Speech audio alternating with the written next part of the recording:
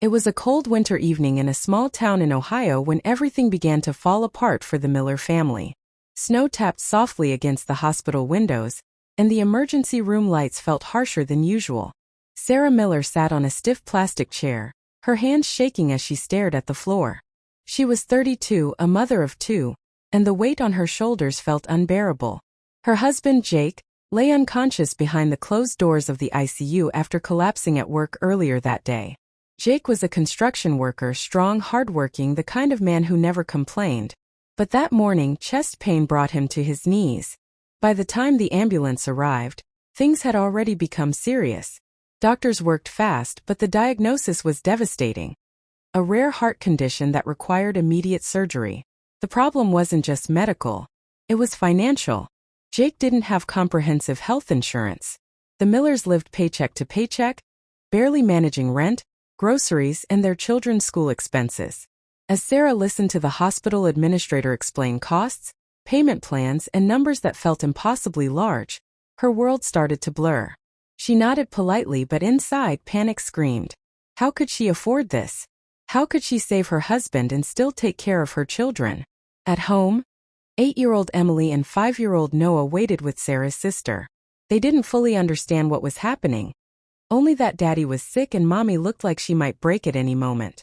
That night, Sarah stayed at the hospital, praying silently beside Jake's bed. Machines beeped steadily, keeping time like a reminder that life was fragile. She whispered promises she wasn't sure she could keep. That everything would be okay, that Daddy would come home, that their family would survive this. The next morning, a man in his early 40s knocked gently and entered the room. He wore blue scrubs and kind eyes hidden behind tired lines. "Mrs. Miller?" he asked softly. "I'm Dr. Ethan Carter. I'll be overseeing Jake's surgery." There was something different about him. He didn't rush.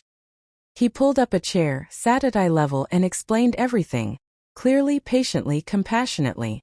He didn't talk like a doctor reading from a chart. He spoke like a human being who cared.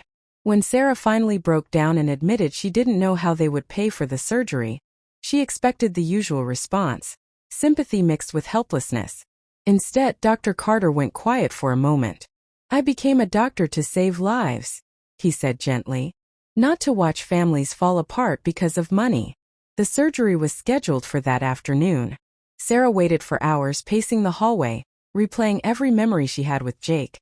How they met in college, their first apartment, the night Emily was born. The way Jake carried Noah on his shoulders every weekend at the park. Finally, Dr. Carter emerged, pulling off his mask. "The surgery was successful," he said with a small smile. Relief crashed over Sarah so hard she had to sit down. She cried, not quiet tears, but the kind that come from the deepest part of the soul. Jake's recovery was slow but steady. Days turned into weeks. Medical bills piled up faster than Sarah could open them. She tried to stay strong, but late at night, when the kids were asleep and the house was silent, fear crept back in. She imagined losing their home, pulling the kids out of school, starting over with nothing. One afternoon, Sarah received a call asking her to come to the hospital administration office. Her heart dropped. She expected bad news. Instead, Dr. Carter was there. He explained that he had worked with the hospital board, social services, and a private charity fund. He had personally advocated for Jake's case. Most of the medical debt had been reduced, some of it forgiven entirely. Sarah stared at him, stunned. "Why?" she asked, her voice trembling. "You didn't have to do this." Dr. Carter smiled softly. "Years ago, when I was a kid, my father needed surgery we couldn't afford. A doctor helped us when no one else would. My dad lived because of that kindness. I promised myself I'd do the same someday." Jake came home 3 months later. He was weaker, thinner, but alive. On his first night back, the Millers sat together on the couch, holding hands, grateful for the simple miracle of being together. Life didn't magically become easy. Jake had to change careers. Sarah took extra shifts. But something inside their family had changed forever. They had seen the power of compassion firsthand. Years passed. Emily grew up inspired by that story. She studied hard, volunteered at hospitals, and eventually applied to medical school. On her first day as a resident, she called her parents with tears in her eyes.